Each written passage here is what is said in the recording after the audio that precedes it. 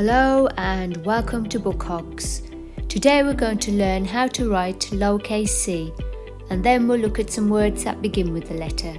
So let's begin. To write lowercase c, we're doing almost a full circle. So we go around,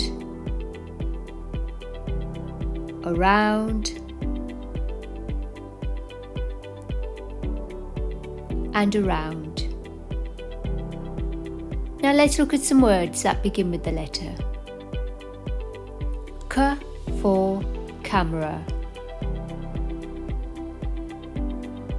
K for candle. K for coffee. K for cactus. And finally, K for cookie.